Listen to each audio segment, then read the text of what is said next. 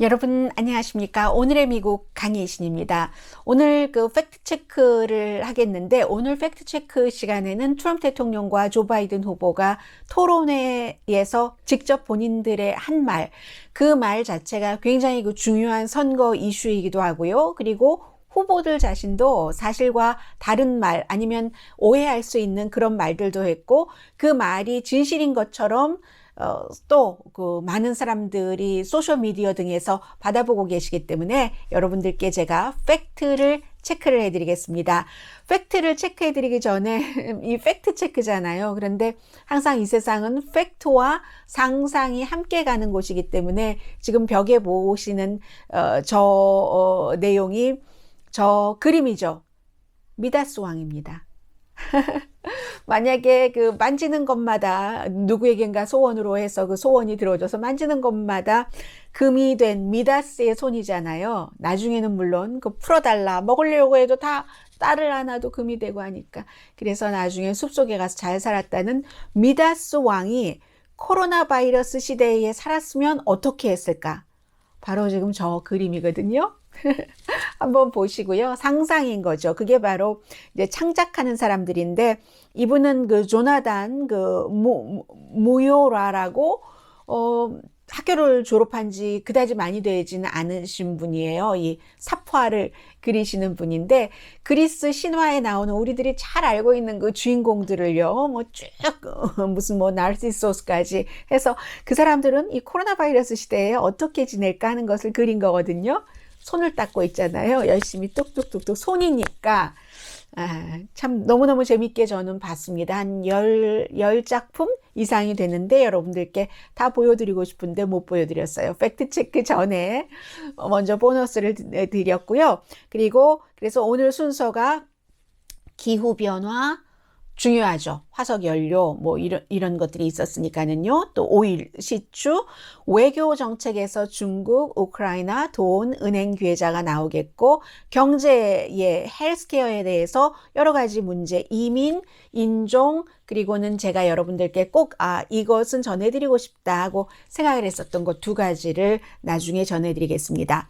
먼저 기후변화에 대해서 오늘 여러분들께는 제가 전부 이렇게 가려고 해요. 후보가 한 말, 그 말 자체를 그대로 후보의 말을 뒤에 지금 오늘 그 칠판처럼 쓸 겁니다. 그래서 그 후보들이 말한 것을 영어 그 자체로 그대로 여러분들께 전해드리고 그리고 그것이 사실이 맞았느냐 맞지 않았느냐 하는 그 팩트 체크를 해드리는 그렇게 진행을 하겠습니다. 먼저 기후변화에 대해서 아무래도 이제 오늘 팩트체크에서도 바이든 후보보다는 트럼프 대통령이 한 말이 훨씬 많죠. 사실이 아닌 말을 훨씬 많이 하는 분이기 때문에 그런데 일단 바이든 후보도 다 맞는 말을 한 것은 아닙니다. 들려드리겠습니다. 바이든 후보가 I have never said that 내가 이 프래킹 하는 것을 오일 시추, 쉘 오일 같은 거 시추하는 그런 방식이잖아요. 거기에 반대한다고 나는 말을 하지 않았다. 이제 이게 지금 선거에서 굉장히 중요한 이슈가 됐습니다. 했는데 안 했다고 해서 지금 본인이 한 말도 바꾸고 이렇게 얘기를 하잖아요. 이게 그래서 메시라는 단어를 썼는데 메시한 거죠. 과거에 적어도 한 번 바이든 후보가 이 얘기를 했었습니다. 잘못 말했어요. 잘못 말하고 나서 바로 그게 나의 입장이 아니다라고 고쳐서 말을 했거든요.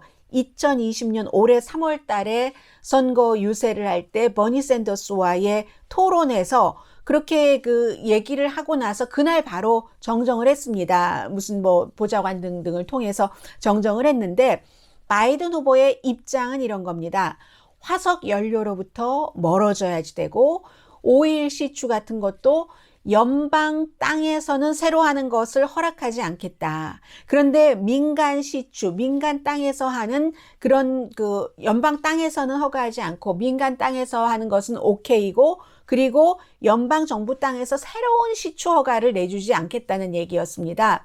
지금 하고 있는 일은 계속하되 새로운 허가는 하지 않겠다. 입장 자체는 화석 연료로부터도 멀어지고 그리고 오일 시추 같은 것도 아무데나 다 해서 자연을 회수하는 이런 방식으로 나가지는 않는다는 게 이 바이든 후보의 입장입니다. 그래서 가장 중요한 것이 화석 연료 시추라든가 오일 시추를 하는 데 있어서 연방 보조금을 끊겠다는 겁니다. 그러면서도 살아남는 곳은 살아남는 것이고 어차피 이제 이 태양 에너지라든가 이런 쪽으로 세계가 가고 미국도 그쪽으로 나가야지 경쟁력이 있다고 생각을 하고 일자리도 거기서 창출을 해서 뭐 시간당 $45 이상 받는 이런 고급 인력을 미국에서 만들어야지 언제까지 광산에 가고 이게 안 된다고 바이든 후보는 보는 거예요. 그런데 본인이 한번 그렇게 말을 했기 때문에 그래서 이제 이 부분 이 새로 오일 시추를 하는 이 부분이요. 이 프래킹에 대해서는 아무튼 그날 바로 새로운 프래킹을 금지하는 것이다. 연방 땅에서 이겁니다. 그래서 바이든 후보가 정확하게 했었던 게 아니라 과거에 이 말 한 것 때문이고 제가 현재의 입장을 분명히 말씀을 드렸습니다. 그 다음에 트럼프 대통령이 얘기를 한 겁니다. Look 하면서 기후변화 계획 바이든 후보의 거기에 대처하기 위한 그 계획은 비용이 100조 달러가 든다. 100조 달러면 어마어마하게 많은 돈인데 100조 달러가 든다고 했습니다. 이것은 가짜입니다. false입니다. 그린 뉴 딜을 얘기를 하는 것이고 그린 뉴 딜도 이 100조 달러라는 것이 가장 이제 글쎄요 우파 띵크탱크라고 할 수 있는 아메리칸 액션 포럼이 있습니다. 이 아메리칸 액션 포럼에서 그린 뉴 딜을 하려면 돈이 적게는 얼마에서 많게는 최대 100조, 여기선 100조 달러까지라고도 안 했어요. 93조 달러 정도라고 얘기를 했는데 그 정도 든다는 건데 문제는 이 뉴딜, 새로운 그린 뉴딜은 바이든의 정책이 아닌 거예요. 웹사이트에는 모든 그 정책들을 다 포용을 해서 가겠다고 하는 것이 쓰는데 그 사이에 그린 뉴딜이라는 단어가 들어갔지만 바이든 후보는 그린 뉴딜이 자신의 것이 아니라고 분명히 말을 하고 있습니다. 민주당의 진보적인 정치인이 한 것이고 그래서 토론할 때도 그건 내 게 아니다. 다른 후보의 것이고 나는 그러한 것에 반대를 했기 때문에 그러한 주장을 한 후보를 이기고 내가 당선이 된 것이다. 한 게 바이든 후보의 얘기였습니다. 이 그린 뉴딜과 바이든 후보의 이 기후변화에 대처하는 이런 것에 차이가 있다면요. 이 그린 뉴딜에는 중간에 무슨 헬스케어도 들어가고 뭐도 들어가고 막 들어가요. 왜냐하면 환경 같은 것이 사람들에게 뭐를 일으키기도 하고 그러니까 많은 것이 들어가는데 바이든 후보의 환경 정책은 환경 요소가 아닌 그 지원금 같은 것은 다 뺀 겁니다. 가장 중요한 것은 2050년이 되면은 이산화탄소의 양을 제로로 한다. 2035년까지 얼만큼으로 하고 하는 게 바이든 후보의 아니기 때문에 트럼프 대통령의 바이든의 그린 뉴딜은 100조 달러가 들어 바이든의 정책도 아니고 돈도 그렇지 않고 하는 겁니다.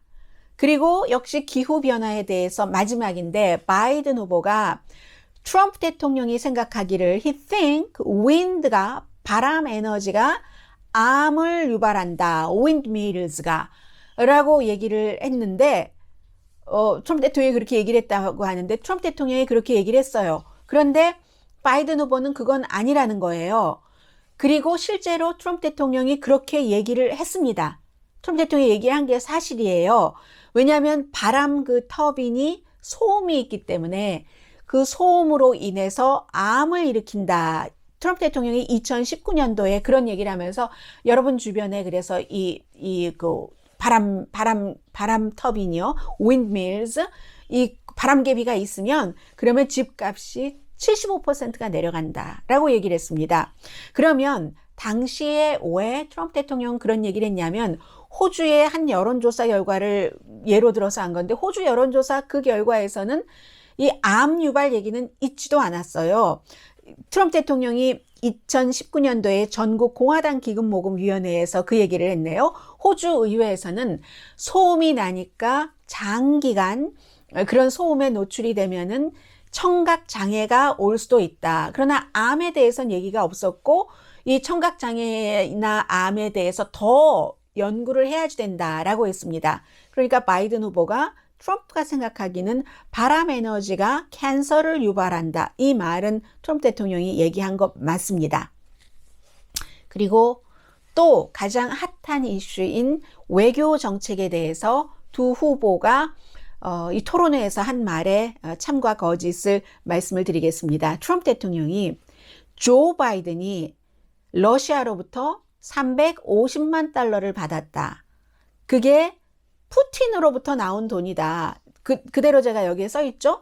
Because he was friendly with the mayor of Moscow. 푸틴이 그리고 이 트럼프 대통령이 이거 어떻게 말씀을 드려야지 되나요? 모스크바하고도 아무튼 친하니까. 그리고 그 모스크바 시장하고 푸틴하고 친하고.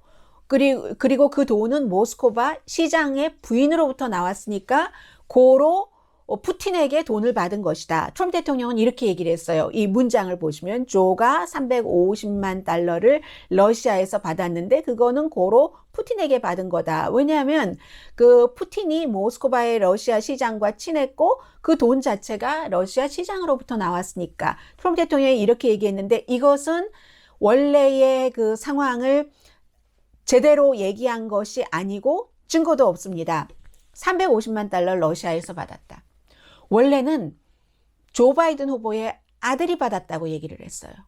원래는 그랬는데 그러다가 아니 이게 아들이 아니라 아버지에게로 연장을 한 겁니다. 증거도 없이. 왜 이런 말이 나왔는가? 이 말이 처음에 나온 것은요. 공화당에서 나온 겁니다. 공화당 상원의 재정국가안보위원회라는 소위원회가 이런 얘기를 쭉 퍼뜨렸어요. 헌터 바이든이 모스크바 시장이 숨졌거든요. 그래서 숨진 시장의 부인이 미망인이죠. 말하자면 엘리나 바트리나라는 2010년까지 이 사람이 모스크바 시장을 했는데 그 시장이 숨졌고 미망인이 헌터 바이든에게 350만 달러를 줬다는 얘기예요. 그런데 공화당 상원 이 위원회는 증거를 제시를 하지 않았습니다. 이 증거를 제시하지 않고 다큐멘트가 있대요. 있는데 다큐멘트를 보지 않고는 이렇게 말할 수 없는 건데 헌터 바이든의 변호사는 바이든 후보의 아들의 변호사는 그런 모스크바 시장의 부인으로부터 350만 달러를 받은 적이 없다고 밝혔고요. 그러면 이 상원의 재정국가안보위원회는 공화당만 있는 게 아니고 민주당도 있잖아요. 민주당 의원들은 우리 똑같이 그 자료를 다 봤는데 그 자료에 그러한 것은 없었다. 그러니까 이 자료 자체가 공개돼서 모든 사람들이 가려지지 않은 채 전체적으로 공개가 돼서 모든 사람이 보기 전에는 이 문제는 알 수 없는 거죠. 그리고 바이든 후보가 한 말입니다. 조 바이든의 아들이 우크라이나의 가스 회사에서 일을 했을 때, 에너지 회사에서 일을 했었을 때 비윤리적인 행위는 하나도 없었다. 나는 미국의 정책을 거기에 연결시킨 적도 하나도 없었다. 라고 얘기를 했습니다. 그런데 미국의 정책에 연결시킨 적이 없었다. 이 부분은 미국 국무부라든가 백악관이라든가 상원에서도 조사했잖아요. 그리고 우크라이나에서도 조사를 했고 해서 그렇게 말할 수 있습니다. 그런데 너무 단순하게 얘기를 한 거죠. 윤리적으로도 아무것도 잘못한 게 없다라고 바이든이 얘기를 했기 때문에 윤리적으로는 문제가 있다고 보는 사람들이 대부분입니다. 그렇기 때문에 당시에 백악관에서도 또 국무부에서도 지금 부통령인데 부통령의 아들이 우크라이나 가스 회사에서 어떠한 그 가스에 대해서 알지도 못하면서 이사로 있으면서 한 달에 몇만 달러를 받았다. 몇만 달러를 1년인가 얼만큼 약 1년 정도 받았답니다. 그렇게 했다는 게 몇만 달러예요. 몇십만 달러가 아니라 한 달에. 그랬다는 것이 윤리적으로는 이게 문제가 될 수 있다라고 많이 지적을 했어요. 그랬기 때문에 2014년도에 오바마의 백악관이 발표하기를 우리도 조사라고 했는데 바이든의 가족은 바이든 부통령 자체가 아니라 바이든의 가족은 민간인이잖아요. 민간인이기 때문에 뭐 행정부나 우리 그 대통령이나 부통령이 지지를 하지 않는 범위에서 뭐 일을 할 수는 있다. 이런 식으로 얘기를 했고요. 아무튼 그렇지만 윤리적으로 아버지가 부통령이기 때문에 꼭 그런 일을 했었어야지만 됐는가? 이 부분에 대해서는 윤리적으로도 문제가 없다고 말한 것은 동의하지 않는 사람들도 있을 것 같습니다.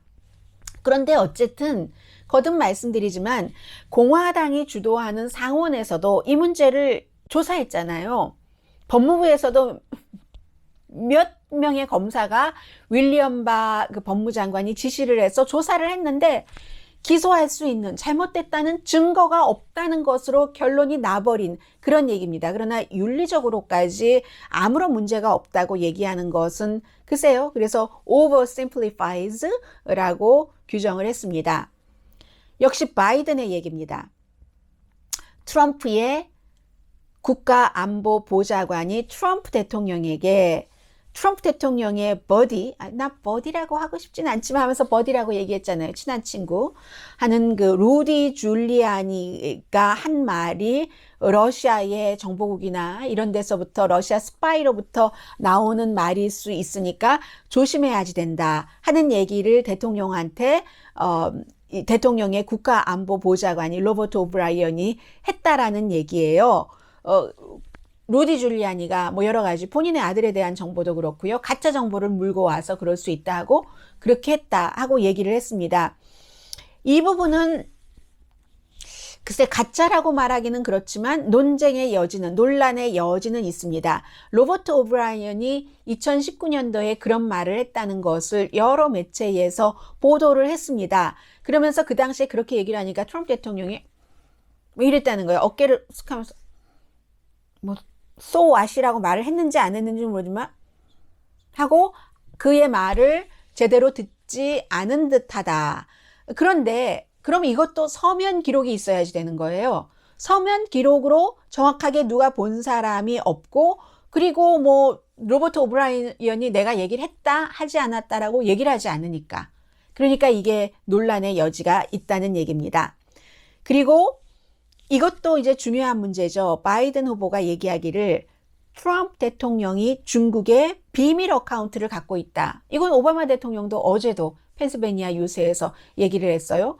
내가 재선 나간다면 비밀 어카운트를 갖고 있다면 팍스에서 가만히 뒀겠는가. 이것은 베이징 벨이라고 했지. 어렸을 때 그 이름 그 버락 오바마 벨이 했지라고 얘기를 하는데 이거는 정확합니다. 트럼프 대통령은 지금도 중국의 비밀 어카운트를 갖고 있습니다. 왜 비밀 어카운트라고 얘기를 하냐면 후보로 나올 때 자신의 은행 어카운트를 다 공개를 해야지 됩니다. 트럼프 대통령 공개하지 않았어요. 뉴욕타임즈의 보도에 따르면 영국에도 있고 아일랜드에도 있고 중국에도 있는데 이번에 토론할 때 보니까 트럼프 대통령 나는 어느 뭐 everywhere라고 표현을 하던데요. 뭐 많은 나라에 다 있다라고 얘기를 하는데 그럼 그 어카운트를 다 적었어야죠. 그 당시에 공개를 했어야죠. 후보가 해야지 되는 일이니까. 후보였을 때 이러한 어카운트에 대해서 공개를 하지 않았기 때문에 비밀 어카운트라고 말을 할 수 있는 것이고요. 그러면 대통령이 아니라고 하지 않았느냐? 그게 거짓인 거죠. 토론할 때 2013년부터 2015년까지 어카운트가 있었는데 내가 그때는 사업가였는데 뭐 당연히 그랬지 하면서 그거 닫았다라고 얘기했는데 대통령의 변호사가 뉴욕타임스가 취재를 하니까 그건 기록으로 나오니까 어떻게 할 수가 없는 거잖아요. 지금도 그 어카운트를 갖고 있다. 대통령 변호사가 많습니다. 이 변호사의 이름은 알란 갈트니. 뉴욕타임스와의 인터뷰에서 직접 얘기를 했고 그렇게 할 수밖에 없었겠죠. 이 기사에 이 변호사가 이렇게 얘기했다고 분명히 적혀 있습니다. 그리고 2013년부터 2015년까지는 중국에 일을 해서 돈을 벌어서 18만 8,561달러 세금을 냈다는 기록도 있는 것이고요. 호텔 협상하면서 뭐 이것저것 일하고 하다가 그래서 딜이 결국은 호텔 세우는 딜이 안 됐습니다. 그러나 대통령이 되고 나서 어제 포브스의 보도에 따르면 적어도 540만 달러를 트럼프 타워에 이 트럼프 대통령이 직접 말도 했어요. 뭐 중국 사람들, 중국 뭐 국영 무슨 관련 뭐 은행이니 뭐니 와서 제일 좋은 테넌트라고 돈 제일 잘 낸다고 540만 달러는 벌었습니다. 대통령이 되고 나서 대통령이 되기 전보다 훨씬 중국에서 돈 많이 버는 사람이 트럼프 대통령입니다. 딸의 상표권 수십 가지 이런 거는 뭐 뒤로 제껴 놓고라도요. 그래서 그 말은 정확한 얘기다. 비밀 계좌를 갖고 있다는 말을. 그러면 반대로 트럼프 대통령이 토론에서 나는 my Chinese bank account를 close했다. Before I even ran for president. 내가 대통령에 출마하기도 전에 나는 닫았다. 라고 얘기했는데 이건 아닌 거죠.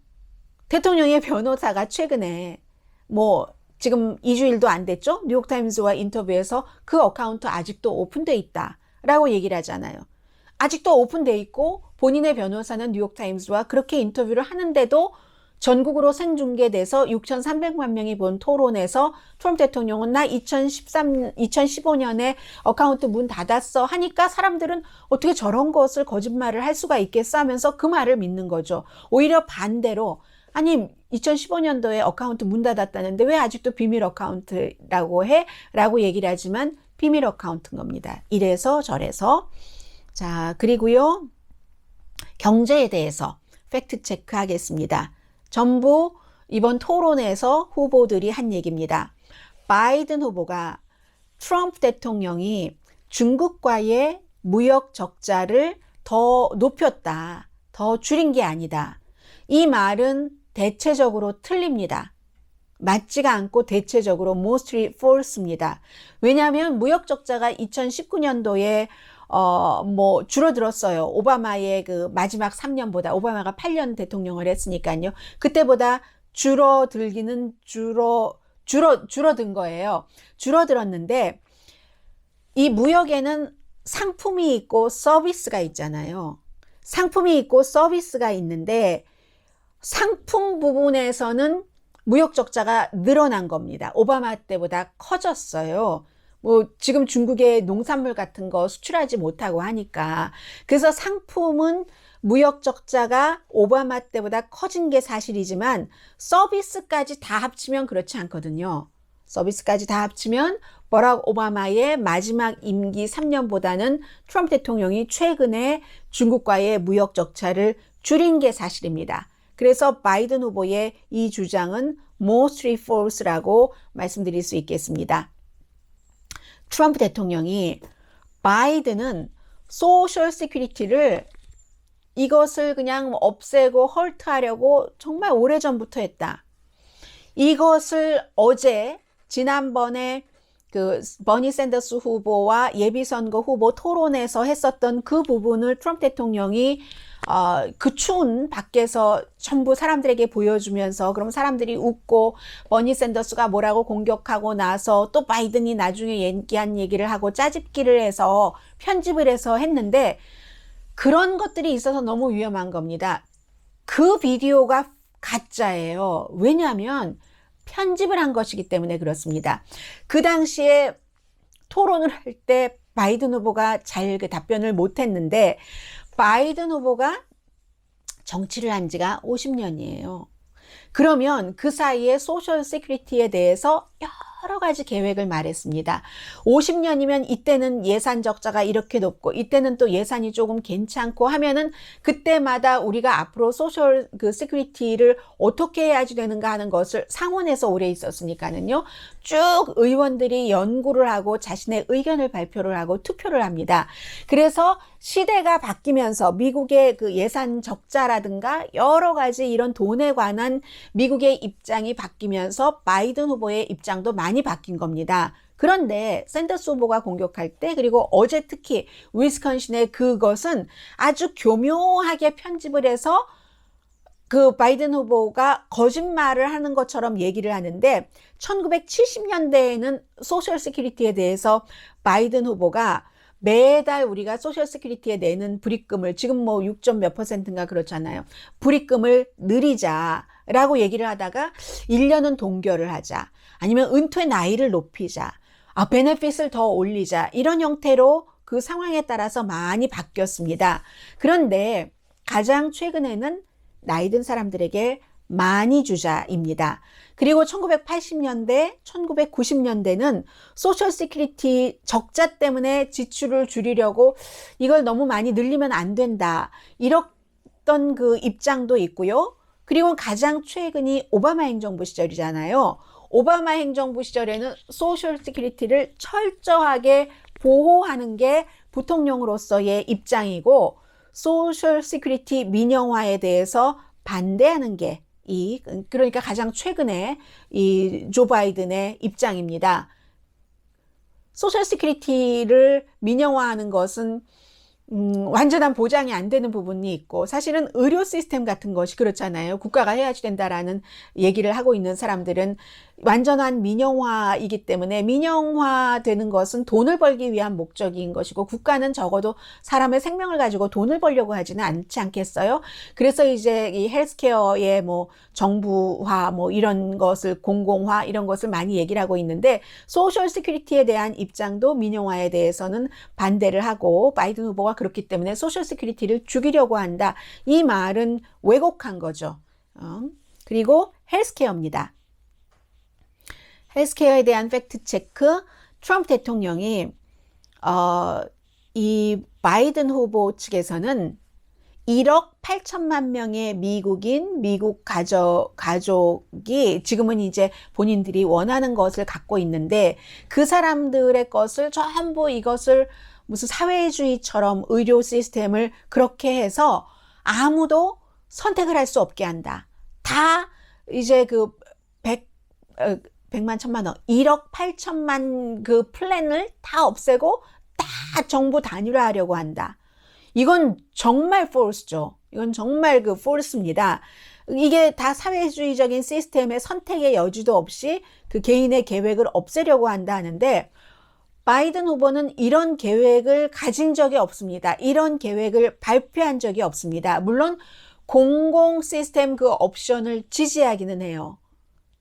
보험회사, 제약회사 돈 너무 많이 버는데 정말로 고쳐야 되는 병든 사람들에 대해서는 돈이 많이 드는 사람에 대해서는 안 고쳐주고 보험료만 아주 높게 잡고 그러니까 어느 정도 공공 옵션을 둬서 정부의 프로그램과 민간의 프로그램을 경쟁을 시키자 이런 플랜을 갖고 있고 그리고 이 정부의 프로그램에 만약에 이제 회사의 프로그램에서 회사가 민영화 프로그램에 들고 있다 하더라도 그 사람들도 정부 프로그램을 원하면 정부 프로그램으로 옮길 수 있게 하자 그러는데요. 그렇게 할 때 전문가들이 계산을 해보면 그렇게 해서 하는 사람들이 최소한 400만 명은 그럼 정부 프로그램으로 바꿀 수도 있다는 얘기입니다. 그런데 이 400만 명이라는 것은 전체 그 헬스케어 프로그램을 갖고 있는 사람의 2% 미만이거든요. 그렇게 함으로써 일단 기본적으로 정부 프로그램도 있고 정부는 돈벌이보다는 사람들의 생명을 우선으로 하니까 이렇게 해서 경쟁력을 만들어서 민영화 프로그램도 돈도 벌면서도 사람들에게도 뭘 줄일 수 있도록 경쟁력을 있게 하자 이런 내용입니다. 옵션으로 주자는 거지 사람들 지금 갖고 있는 거 다 뺏어가지고 뭐 유니버설 헬스케어 플랜 뭐 이런 식으로 한다는 것은 아니라는 거예요. 그래서 트럼프 대통령의 이 주장은 가짜입니다. 그리고 그러면 바이든 후보가 한 말은 아무도 단 한 명도 오바마 케어로 인한 보험을 갖고 있는 사람은 그 보험을 잃어버리지 않는다. 이것도 정확하지 않습니다. 이게 정확하지 않은 것은 오바마 전 대통령 때부터 정확하지 않았어요. 오바마 전 대통령도 이런 말을 많이 했거든요. 오바마 케어 아래 보험을 갖고 있는 사람 절대로 보험을 빼앗기지 않는다. 이게요. 오바마 케어를 만들 때는 그렇게 설계를 했지만 어느 정도는 정부가 이것을 백악관에서 만들어 놨어도 보험회사에서도 이 의료협회에서도 본인들이 할 수 있는 룸이 있는 거예요. 그래서 그 같은 본인들이 할 수 있는 것을 어떤 형태로 적용을 시켜서 실제로 보험을 잃어버린 사람들이 있습니다. 많지는 않더라도 단 한 명도 보험을 잃지 않는다? 보험을 잃어버린 사람이 있습니다. 단 한 명도 보험을 잃어버리지 않는다. 이것은 뭐라고 얘기했냐면 grandfathering이라고, 아주 할아버지가 보호해 주니까 얼마나 좋아요. grandfathering이라는 이름으로 했는데 이 grandfathering이 없어지는, 보험회사가 어떤 규정을 만드는 거예요. 그래서 그런 일이 있었습니다. 아무튼 그래서 이 바이든 후보의 이 말도 확실하게 정확한 건 아니다 이고요. 이민에 대해서 두 후보가 한 말을 팩트 체크하겠습니다. 트럼프 대통령, 이것도 굉장히 중요한 이슈죠. 트럼프가 우리가 정책을 바꿨다. We changed policy. 오바마 행정부가 케이지, 새장 같은 데다 애들 가둔 거. 그걸 지었다. 그걸 우리가 바꿨대요. 더 좋게. 이것은 뭘 말하는 건지 더 설명이 사실은 필요합니다. 오바마 행정부 시절에도 국경에 어떤 그 facility, 국경을 넘어오는 사람들을 일단 재판 없이 그냥 무조건 어떻게 하진 않으니까 그곳에서 지내도록 하는 구치소 같은 뭐 facility, 어떤 시설이 있었습니다. 트럼프 대통령도 시설이 있었습니다. 그런데 트럼프 대통령의 시설에는 정말로 우리가 봤잖아요. 얼핏 보기에 쿠킹 오일 같아요. 그렇게 아이들이 그런 그 호일, 페이퍼를 덮고 세멘트 바닥에서 아이들이 자고 이랬었잖아요. 치약 칫솔도 없고 얼마나 많이 봤어요. 그래서 많은 여성들이 그 이슈에서 가족 분리를 해놓고, 그리고 그 가운데 많은 어린아이들이 부모 없이 그냥 막 울고 불고 있고 이렇게 하고 막 화장실도 제대로 없고, 이게 미국이냐 하면서 많은 여성들이 그때 트럼프 대통령에게서 등을 돌렸습니다. 굉장히 많이요. 그랬기 때문에 케이지라고 부른 거죠. 어떠한 시설이 아니라 저거는 정말 케이지지, 철장도 있고 하는 케이지지 하고, 똑같이 국경에 그런 시설이 있었지만 트럼프 대통령의 시설이 너무 열악했고, 그리고 오바마 대통령 때는 가족 분리를 하진 않았습니다. 엄마와 아이들은 같이 있게 했습니다. 그게 다른 거예요. 케이지라는 말은 트럼프 대통령 행정부에서 그 스타일 때문에 치약도 안 주고 칫솔도 안 주고 화장실도 제대로 안 돼 있고 그 추운데 바닥에서 그냥 그렇게 자게 하고 이랬기 때문에 케이지라고 부른 것이고요. 그런 거죠. 그래서 이 가족 분리를 하고 나서 성인들 추방시키고 보건복지부에서 아이들을 관리하게 했는데 이 관리가 제대로 안 됐어요. 제대로 안 돼서 지금 몇백 명 아이를 못 찾고 있다는 거잖아요. 오바마 행정부는 가족 분리 정책은 안 했습니다. 그리고 어떤 시설은 있었어도 케이지라고 부를 만한 이렇게 다루지 않았습니다. 그건 미국이 아니니까요. 그리고 바이든 후보가 얘기한 이 말입니다. 500명이 넘는 어린아이들이 부모와 같이 왔다. 그런데 국경에서 부모와 떨어졌다. 이 말은 사실이죠. 트럼프 대통령이 아니야, 걔네들 갱단이랑 왔어. 뭐 카요리랑 왔어. 저도 그때 너무 화가 났어요. 나쁜 사람들 손에 이끌려서 그 나쁜 사람들이 뭔가 자기네들의 목적을 위해서 애들을 앞세우고 왔다는 거예요. 아니잖아요. 수천 명이 그렇게 분리가 됐다가 연방법원에서 이건 하지 말아라. 사람들이 자꾸 고소하고 하니까 내일도 아니면서 그렇게 고소하는 사람들도 있어요. 그 어린아이들 어떻게 그렇게 할 수가 있느냐 해서 할 수 없이 가족분리 정책을 중단을 했죠. 이 가족분리 정책을 지금 스티븐 밀러 연설문 작성자라든가 대통령에게서 쫓겨난 제프 세션스가 아주 열심히 지지를 했었던 것이잖아요. 그래서 이게 맞는 얘기입니다. 원래 2018년도에 Zero Tolerance라고 해서 절대로 봐주지 않겠어, 이런 정책을 시작을 했는데, 이 Zero Tolerance 정책을 시작하기 전인 2017년부터 이미 파일럿 프로그램을 했었거든요. 파일럿 프로그램을 뭐라고 해야지 되나요? 한국말로. 아무튼 미리 해보는 시험 프로그램을 했었기 때문에 그때부터 수천 명의 아이들이 떨어져 있다가 지금 여러 가지 이유로, 어떤 경우는 부모가 코로나 바이러스에 걸려서, 어떤 경우는 부모가 어디 남미인데 남미 어디 리모트 지역에 살고 있으니까 연락이 안 되는 지역이에요. 그리고 어떤 지역은 어떤 부모는 여기 오느니 갱단이 많고 하는데 그냥 거기서 엄마, 아빠 없더라도 그냥 미국에서 살아라 하고 연락을 끊은 사람도 있고, 가장 많은 것은 정부에서 관리를 잘 못한 거예요. 부모와 아이들이 떼놀 때 대체적으로 아이들이 미국에 스폰서가 있으면, 뭐 친인척이 있으면 그곳으로 보냈지만 그렇지 않을 경우도 많고 포스터홈으로 가고, 이게 잘 관리가 안 돼서 지금도 525명인가 아이들이 엄마 아빠를 찾지 못하고 있는 겁니다. 수천 명이었어요. 그래서 그렇게 됐고요. 또 트럼프 대통령이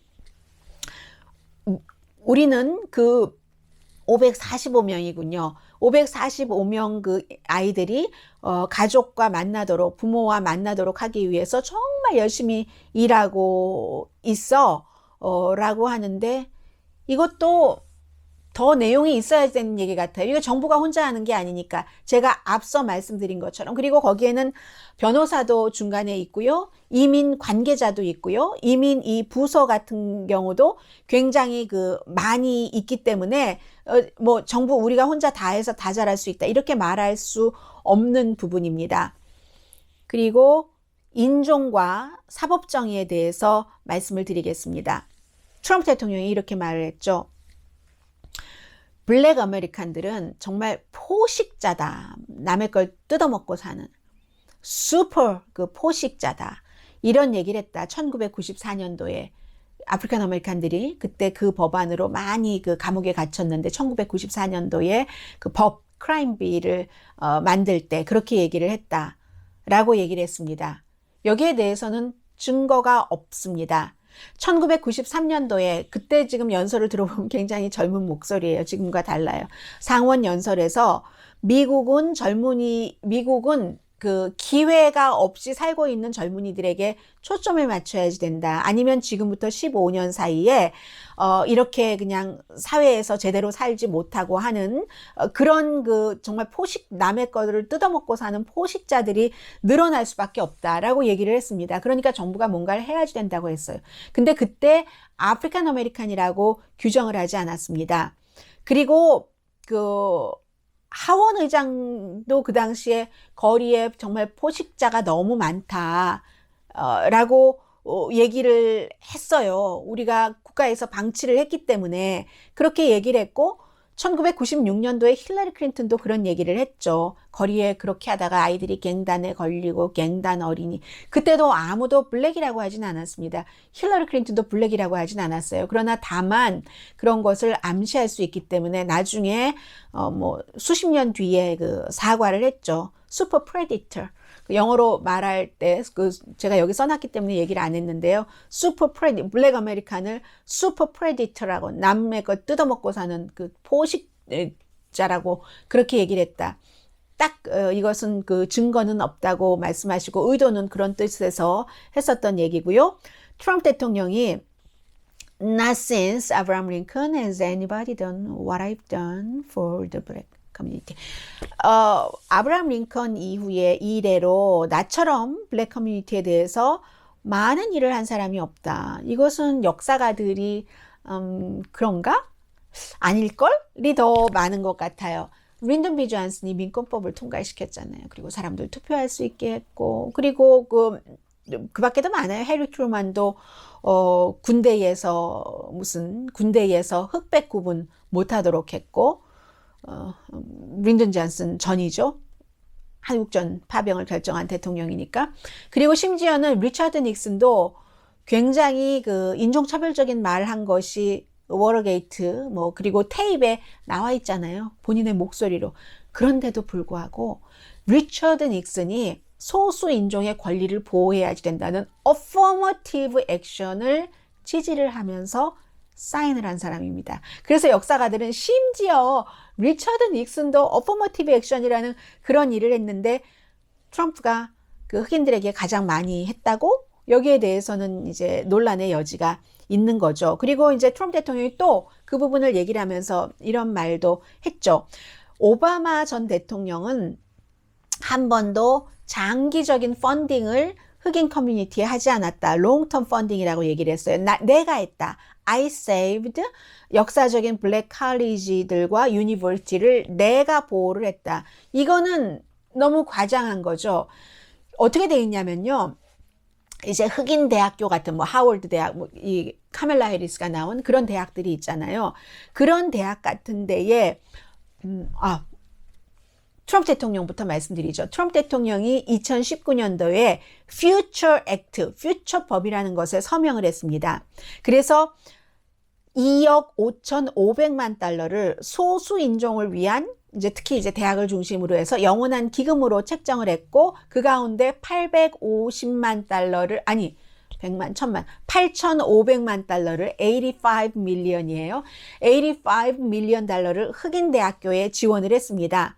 그러나 이 돈이 트럼프 대통령이 역대 대통령 가운데서 처음으로 한 것도 아니고 오바마 대통령 때보다 더 준 게 아닙니다.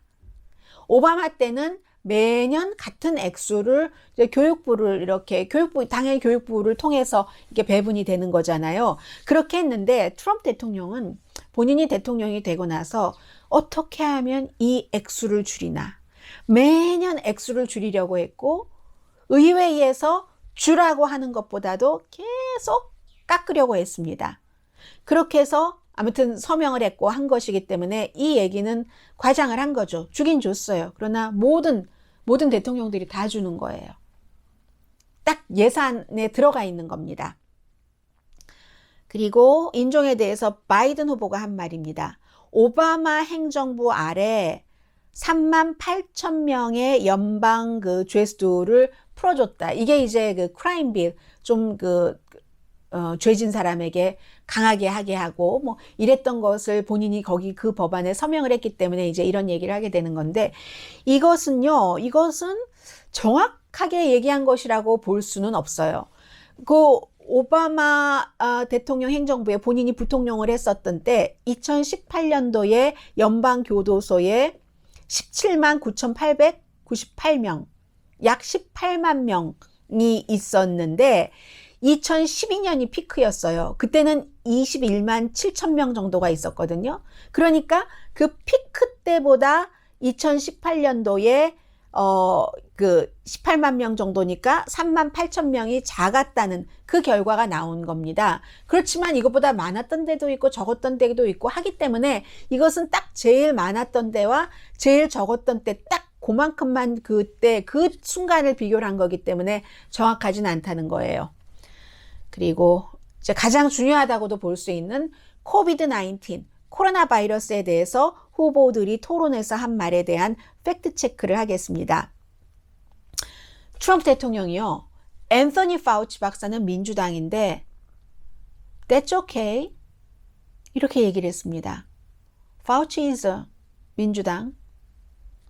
But that's okay.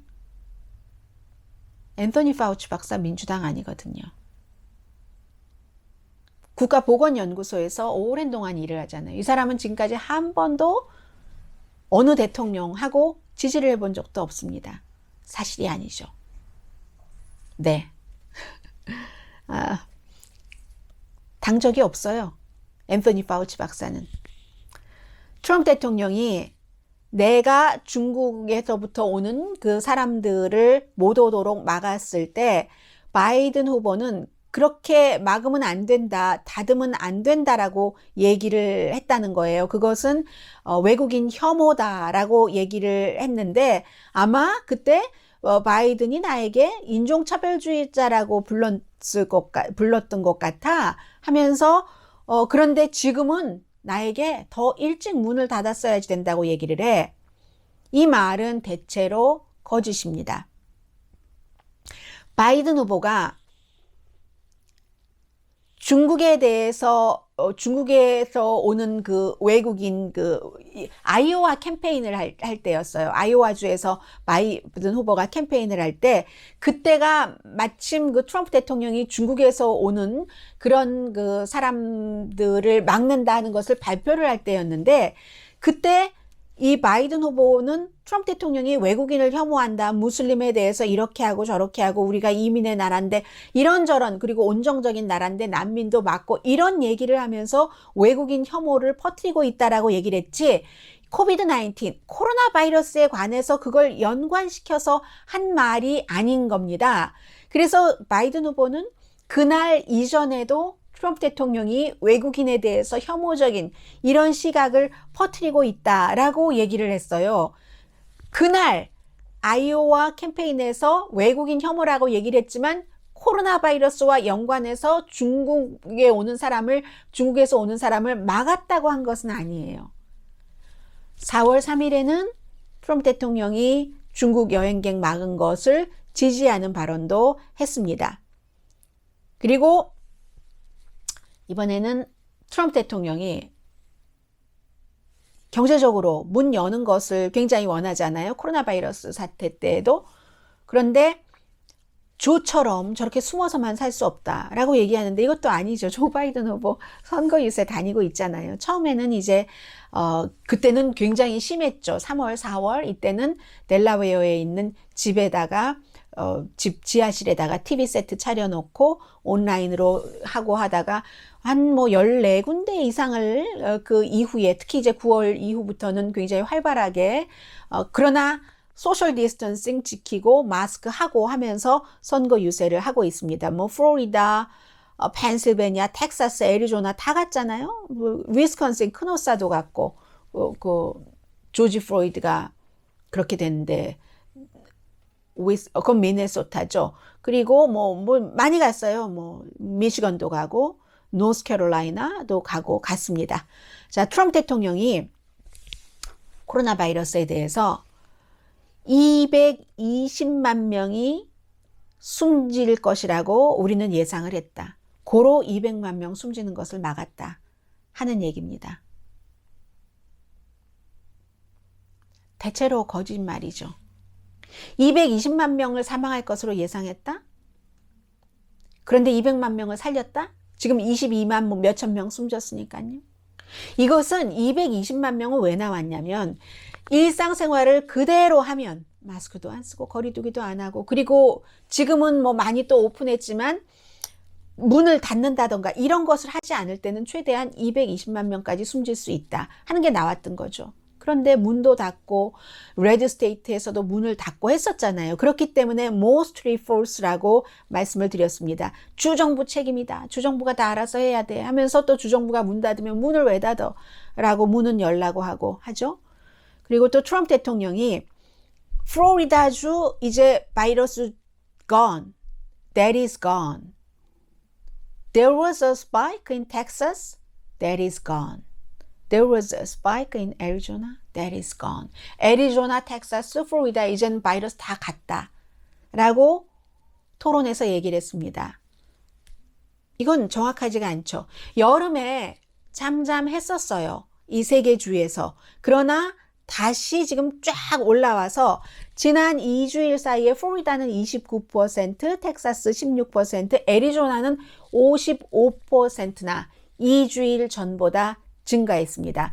그리고 요즘은 코로나 바이러스 증가하면 입원율이 낮아지는 곳에서도 사망률은 꾸준히 높거든요. 하루에 거의 뭐 1000명, 800명 이 정도가 숨집니다. 어제도 8만 8천 명 정도 새로운 확진자가 나왔거든요. 8만 8천 뭐 몇백 명 이 정도가 나왔습니다. 트럼프 대통령, 우리는 we are rounding the turn on coronavirus. 코로나 바이러스 이제 다 왔어. 이제 꺾어지기만 하면 돼. 꺾어지기만 하면 돼. false. 말씀드렸죠?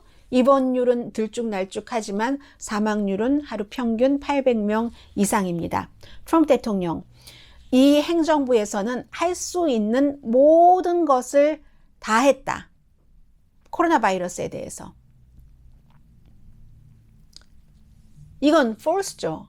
할 수 있는 걸 다 하지 않았죠. 전문가들은 코로나 바이러스에 대해서 가장 중요한 것은 플랜이 있어야지 된다고 얘기를 합니다. 전략.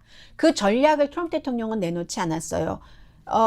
여행 금지만 하더라도 국내에서 이게 안 되면 안 된다는 겁니다. 테스트를 잘 안 하고 추적을 잘 안 하고 하기 때문에 바이든 후보의 경우는 3월 22일에 플랜을 내놨어요. 그 플랜이 무료 테스트하고 추적하고 장비 뭐 긴급 무슨 뭐도 하고 주정부의 보조도 하고 물론 트럼프 대통령이 마스크 뭐 많이 생산해라 이런 것을 하기는 했었죠. 그런데 그런 것들이 그 전에 모든 것들을 다 없애버리고 질병통제국 무슨국 전부 예산 삭감하고 중국에 뭐 우한 바이러스에 보냈던 질병통제국 사람 사람도 오라고 하고 예산이 빠지니까 그럴 수밖에 없잖아요. 그렇게 해놓고 나서 나중에 너무 급해지니까 간호사들이 쓸 마스크가 없고 하니까 3M 같은 데 쓰라고 국방법을 한국전 때에 발효했었던 그 법을 해서 했었던, 간신히 그렇게 했었던 것이지 지금도 스테디한 이런 플랜이 없습니다. 바이든 후보가 한 얘기입니다. 우리는 아직도 우리의 대통령은 플랜을 갖고 있지 않다. 포괄적인 comprehensive 그 플랜이 없다는 얘기입니다. 이것은 대체적으로 맞는 얘기죠. 또 바이든 후보가 한 얘기가 이런 얘기를 했었죠. 학교는 도움이 필요하다. 학교가 오픈하려면 선생님들도 오픈하기를 원해요. 선생님들은 그런데 오픈하면서도 나의 안전, 학생의 안전, 학생의 학업 이런 모든 것을 생각하는데 오픈하려면 돈이 필요하다는 거예요. 그런데 정부가 그런 돈은 지원하지 않고 오픈만 하라고 한다. 바이든 후보가 이 얘기를 했는데 서포트하는 것은 거부하면서 그렇게 하라고 하는데 오픈만 하라고 하는데 적어도 지금까지는 until now까지는 이 얘기가 대체적으로 맞죠. 왜냐하면 경기부양책도 통과시키지 않고 경기부양책에서 민주당이 주정부 같은 데 지원을 하는 그 돈을 포함을 시키면 그 주정부가 거기다가 안 쓰고 딴 데다가 쓸 거야. 민주당 정부가 하면서 지금 협상이 안 되고 있잖아요. 그러니까 지금까지는 맞는 것이고요. 그리고 제가 여러분들께 전해드리고 싶은 두 가지입니다. 선거 캠페인에 관해서라고 말씀드릴 수도 있는데요. 이건 정말 중요한 것인데 이게 아직도 가짜 뉴스로 계속 뉴스도 아닌데 가짜로 퍼지고 있는 것이 저는 이해가 안 가요. 오바마 행정부가 나의 캠페인을 도청을 했다. False. 의회에서 다 조사했잖아요. 공화당이 주도하는 의회가 아니라고 결론을 내리고 대통령의 개인 변호사처럼 일을 하는 윌리엄 바 법무장관도 여러 경로로 수사를 지시를 하고 해서도 결국은 아니라고 결론을 내렸고 마이클 호로위츠 그렇게 그 사람들이 기대를 했었던 호로위츠도 법무부 감찰관 정당한 조사였지 그것은 정치적인 목적으로 한 스파잉이 아니다. 제가 얼마나 많이 말씀드려요. 트럼프 타워에 지금 중국 정부에서도 돈 내고 누구도 렌트 들어 살고 누구도 렌트 들어 살고 러시아 사람들도 많이 렌트 들어 살고 있고 그런데 트럼프 대통령을 지지했고 트럼프 대통령을 위해서 일하는 사람도 트럼프 타워에 많이 살아요. 많이 사는데 그 사람들이 또 다 그 러시아와 연결해서 전화 통화하고 심지어는 러시아 스파이도 있어요. 이렇게 하고 하니까 미국은 러시아가 적국이고 러시아의 스파이가 미국 사람들에게 어떻게 접근을 하는지를 다 알아야 돼요. 그러니까 스페셜한 피사라는 그 법원에 영장을 받아서 한 겁니다. 그런 것을 그렇기 때문에 이것은 트럼프 대통령 캠페인을 도청한 게 아니에요. 트럼프 대통령 행정부에서 결론을 그렇게 내렸어요. 저는 이 말씀을 정말 드리고 싶지 않는데 그렇습니다. 그리고 또 하나는 이것은 정말 이런 주장을 할 수가 있고 이런 주장을 어떻게 믿을 수가 있는가. 트럼프 대통령이 얘기하기를 이게 다 6,300만 명이 본 후보 토론에서 한 얘기예요. 바이든은 스크랜튼에서 오지 않았다. 펜실베니아 스크랜튼 출신이 아니다. 라고 얘기를 했는데 그러니까 바이든이 이렇게 할 수밖에 없는 게 더 이상 할 말이 없는 거예요. He lived there for 잠시 살았을 뿐이다. 그리고 떠났다라고 얘기하는데 이건 정말 바이든이요. 거기서 카톨릭 학교도 다녔고요. 그래서 10살 때 델라웨어로 이사를 왔죠. 델라웨어가 지역구인 그 연방 상원의원이었잖아요. 학교를 거기서 다녔다니까요. 어렸을 때. 그리고 또 엄마 집 식구들이 거기 있기 때문에 여름이면은 방학이 길고 하니까 델라웨어로 꼭 가서 살았고 엄마 가족 집에서 할러데이 때도 꼭 엄마 가족 집에서 델라웨어 어렸을 때 거기서 살았기 때문에 거기서 살았고요.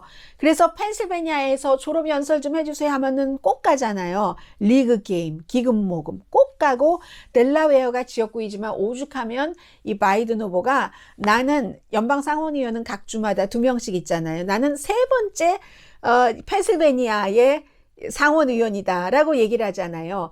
본인이 델라웨어가 지역구로 일을 하면서도 펜실베니아 일은 자신의 고향이라고 생각을 하기 때문에 너무 열심히 일하는 거예요. 제가 오늘 팩트체크 여기까지 해드리면서요. 일단 여기서 마치고 저는요, 오늘 저에게 줄 선물이 바로 그리스 신화에 나오는 주인공들은 코로나 바이러스 시대에 어떻게 하고 있을까? 저것을 조금 음미하려고 하거든요. 내일 정규 방송 시간에 뵙겠습니다. 강희신이었습니다.